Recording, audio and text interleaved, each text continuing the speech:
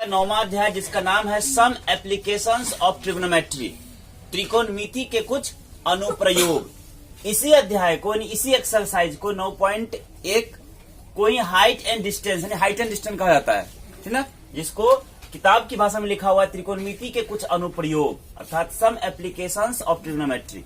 ठीक, इसमें हम लोगों को जो जो चीज कॉन्सेप्ट के रूप में कंप्लीट रखना है, जिसका सवाल हल करने में हल होता है, वो यही सब है। पहला क्षैतिज तल, जिसको हॉरिजेंटल प्लेन्स कहते हैं ना, हॉरिजेंटल प्लेस।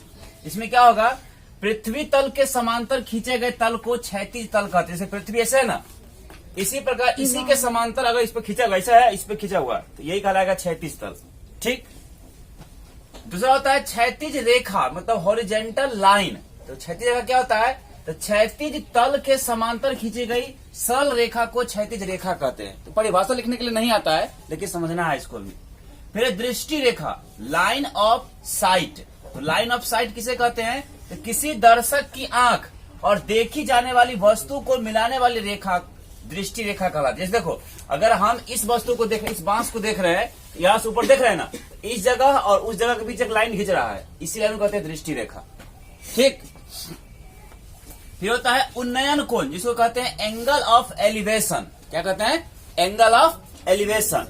इसमें परिभाषा हो जाएगा कि जब वस्तु दर्शक से ऊपर हो तब दृष्टि रेखा और दर्शक की आंख से गुजरने वाली क्षैतिज रेखा के बीच बना कोण उस वस्तु का उन्नयन कोण कहलाता है। मतलब अगर मान लो कि हम देख रहे हैं इसी ऊपर वाले बांस को देख रहे हैं, तो वस्तु क्या, वस्तु में वो होगा, उसको देखने से हमको आंख ऊपर करना होगा, यानी हमसे ऊंचाई पर है ना वो। तो जब वस्तु प्रेक्षक से ऊपर हो, प्रेक्षक मतलब देखने वाला, हम प्रेक्षक हुए और हम उसको देख रहे हैं, तो हमसे तो ऊपर है ना वो, तो उसको देखने में क्या करना, हमको सिर ऊपर करना होगा। तो हमारे आंख के बीच जो दृष्टि रेखा खींच रहा है, छड़ी कहाँ है, देखो ऐसे मान लो कि हम उसको देख रहे हैं ना, तो हमारे आंख के बीच ये रेखा हुआ ही, ये कहलाएगा क्या, दृष्टि रेखा कहलाएगा। और धरती के जैसे क्षैतिज रेखा, इसकी समांतर होगा ही, यहाँ पे इस प्रकार से होगा। यहाँ पे देखो इस जगह कौन बन रहा है, इस जगह पे यही कहलाएगा कौन सा कोण, उन्नयन कोण, ठीक ना, यानी एंगल ऑफ एलिवेशन।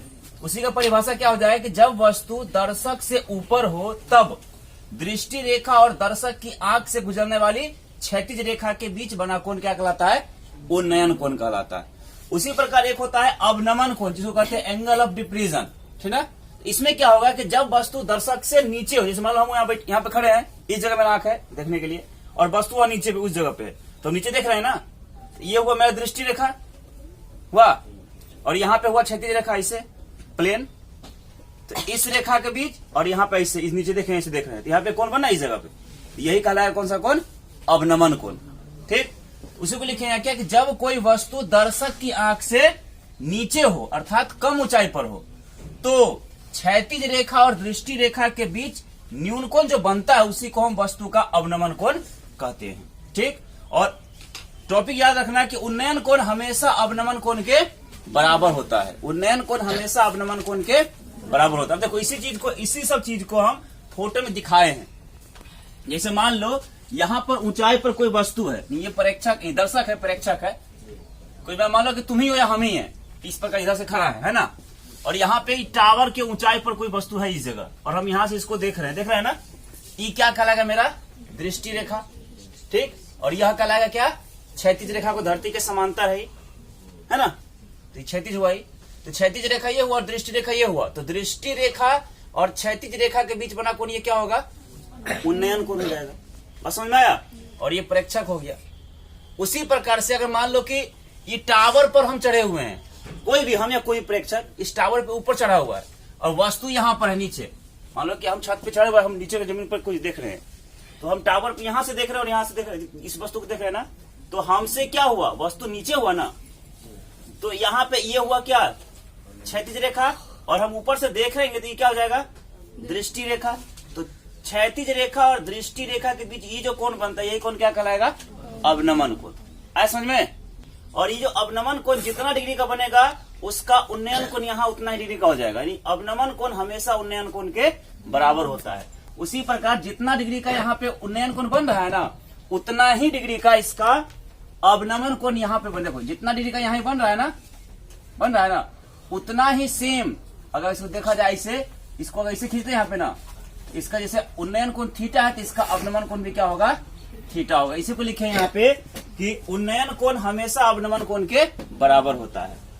इसके बाद देखो 9वां अध्याय जिसको हम कहते हैं हाइट एंड डिस्टेंस, इसका सवाल बनाने के लिए हमको कुछ फॉर्मूला याद रखना होगा और इस फॉर्मूला से ज्यादा प्रश्न नहीं आता है। यानी जितना भी प्रश्न आएगा ना वो सब लगभग इतना ही फॉर्मूला से समझ में आ जाएगा, सवाल बन जाएगा। पहला साइन थीटा का होता है लंब बटे कर्ण, कॉस थीटा का आधार बटे कर्ण और टेन थीटा का लंब बटे आधार, जो तुमको 8वां अध्याय में पढ़ा दिए त्रिकोणमिति में।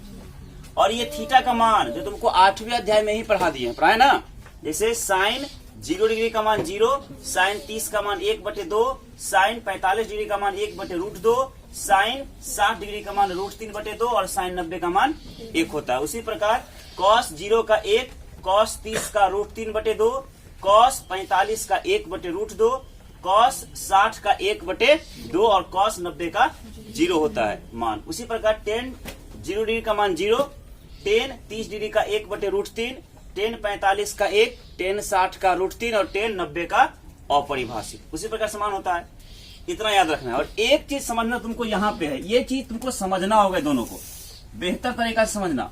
सपोज कर लो, अभी मान लो हम इसको छोड़ देते हैं, इस पर चर्चा करते हैं। जैसे मान लो कहेगा क्या कि एक त्रिभुज है, समकोण त्रिभुज, ठीक है। अब समकोण त्रिभुज है तो यहाँ पे तो 90 होगा ही, और तुमको पता है कि 90 के सामने जो भी भुजा होगा वो क्या कहलाता है, कर्ण। ये निश्चित करना है कि समकोण त्रिभुज में 90 डिग्री के सामने जो भी भुजा होगा वो क्या कहलाएगा, मेरा कर्ण। अब कर्ण को छोड़ के हमको पहचानना है कि लंब कोण है और आधार कोण है, ठीक। तो हमेशा याद रखना, जिस कोण का, जैसे थीटा यहाँ दिया हुआ ना, जिस कोण के लिए दिया रहेगा, जहां पर भी कोई कोण दिया रहेगा, उस कोण में एक ठो भुजा कर्ण होता है और कर्ण के साथ जो भी लगा होता है वो आधार कहला जाता है। बात समझ में आया?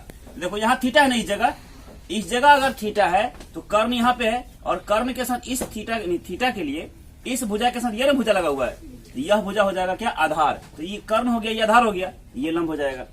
बस समझ में आया?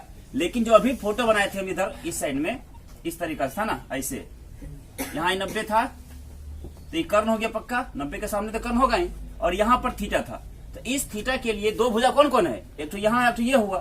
तो इस कर्ण के साथ ये लगा हुआ है ना, ये आपका आधार हो जाएगा और ये क्या हो जाएगा, लंब हो जाएगा। यही चीज समझना है, 90 के सामने जो हो कर्ण, ठीक। और जिस थीटा के लिए बात करें, वह थीटा जब बनेगा तो दो भुजा चाहिए ना रे, कोण बनने के लिए दो भुजा चाहिए। तो एक ठो कर्ण हो जाएगा और दूसरा जो भी होगा थीटा के लिए वो क्या हो जाएगा, आधार। एक कर्ण और एक ठो क्या होता है, आधार, और जो एक्स्ट्रा बच जाता है वो क्या हो जाता है, लंब। यही चीज समझना है। इतना कॉन्सेप्ट अगर क्लियर समझ में आ गया, ठीक, तो सवाल तुम्हारा सब बन जाएगा। और दो ही चीज याद रखना है कि उन्नयन कोण तभी बनेगा जब हम वस्तु को ऊपर की ओर देखते हैं। जब हम वस्तु को ऊपर देखेंगे तो उन्नयन कोण, और जब वस्तु को हम नीचे से देखते हैं, मतलब नीचे करके देखते हैं तो अवनमन बनेगा। उन्नयन कोण हमेशा अवनमन कोण के बराबर होगा, ठीक है। सवाल देखो, 20 मीटर लंबी डोर पर चढ़ रहा है जो अच्छी तरह से तनी हुई है और भूमि पर सीधे लगे खंभे के शिखर से बंधा हुआ है। यदि भूमि स्तर के साथ डोर द्वारा बनाया गया कोण 30 डिग्री का हो तो खंभे की ऊंचाई ज्ञात कीजिए। मतलब सवाल ऐसे है, एक खंभा है, मान लेते हैं, माना कि ए बी एक खंभा है जिसकी ऊंचाई कितनी है, h मीटर, तथा ए सी एक डोर है, ठीक ना, जिसकी लंबाई है कितना, 20 मीटर। इसी डोर पर सर्कस का कोई कलाकार चढ़ रहा है, ठीक है, और यह डोर भूमि के साथ 30 डिग्री का कोण बनाती है। तो हमें इसी खंभे की ऊंचाई ज्ञात करनी है। ऐसा में मतलब इस 30 के लिए अगर 90 के सामने है तो ये कर्ण हुआ, और कर्ण के साथ जब कोई कोण बनता है तो कोण बनाने वाली दूसरी भुजा आधार कहलाती है। ये अगर कर्ण है तो ये क्या हो जाएगा, आधार। तो जब ये कर्ण हुआ और ये आधार हो गया तो ये क्या बच गया, लंब। कहने का मतलब हुआ इस 30 के लिए कर्ण दिया हुआ और लंब निकालना है। तो कर्ण और लंब साइन थीटा में आता है। उसी को क्या लिखे हैं कि माना कि ए बी बराबर h मीटर ऊंचा खंभा है तथा ए सी 20 मीटर लंबी डोर है जो भूमि के साथ 30 डिग्री का कोण बनाती है। तो हमें खंभे की लंबाई ज्ञात करनी है या खंभे की ऊंचाई ज्ञात करनी है, ठीक है। तो माना क्या तो हो गया ना। अब हम जानते हैं इस 30 के लिए हमको कर्ण दिया हुआ है और लंब निकालना है। तो कर्ण और लंब किसमें आता है, साइन थीटा में लंब बटे कर्ण। तो साइन थीटा का मान कितना दिया है, 30 डिग्री बराबर लंब, इस 30 के लिए लंब कौन हुआ, ए बी, अब बटे कर्ण, कर्ण कौन हुआ, ए सी। तो साइन 30 का मान 1/2 बराबर ए बी का मान h और ए सी का मान 20। तो देखो 2 गुना h करेंगे तो 2h बराबर 20 है कहीं 20, क्रॉस मल्टीप्लिकेशन किए तिरछा गुना, तो h बराबर क्या होगा 20 गुना इधर भाग हो जाएगा, तो 20 का आधा 10, अर्थात खंभे की ऊंचाई कितना हो गया 10 मीटर। कोई दिक्कत? समीकरण 1 मान लिए, यानी ये दिया हुआ 16/√3 निकल गया। अब इस 30 के लिए आधार है और ये क्या है, लंब है, तो आधार दिया हुआ है, लंब निकालना है, तो आधार और लंब किसमें होता है, tan थीटा में। तो पुनः tan थीटा बराबर लंब बटे आधार, सूत्र होता है P/B। तो tan थीटा का मान 30 डिग्री, लंब कौन हुआ, तो इसके लिए लंब हो गया BC, तो BC और बटे आधार कौन हुआ AB। तो tan 30 का मान होता है 1/√3 बराबर BC का मान निकालना है बटे AB का मान 8 दिया हुआ है, AB गुना BC गुना √3 करेंगे तो BC √3 बराबर 8 है कहीं 8, या BC बराबर 8 तो गुना है तो भाग हो जाए √3, यानी BC का मान निकल गया कितना, ये 8/√3, समीकरण 2 मान लिए। अतः हमको पेड़ की ऊंचाई ना, तो पेड़ की ऊंचाई क्या हो जाएगा, यहाँ से यहाँ तक का जोड़, यहाँ से यहाँ तक, यही टूट के यहाँ गिरा हुआ है, दोनों को जोड़ देंगे तो पेड़ का ऊंचाई हो जाएगा। तो लिखे अतः पेड़ की ऊंचाई बराबर BC और जोड़ CA। तो BC का मान निकाले समीकरण 1, समीकरण 2 में BC का मान 8/√3 और जोड़ CA या AC का मान निकाले समीकरण 1 में 16/√3। तो √3 का लघुत्तम √3 ऊपर हो जाएगा 8 जोड़ 16, तो 16 और 8 24/√3। हर का परिमेय कर्ण कर देंगे तो √3 से ऊपर से गुना हो जाएगा, तो 24√3 अब बटे √3 गुना √3 तो √9, √9 का वर्गमूल 3, 3 से कटेगा 3 8 24, यानी 8√3 मीटर ये पेड़ की ऊंचाई है। ऐसा समझ में? ठीक।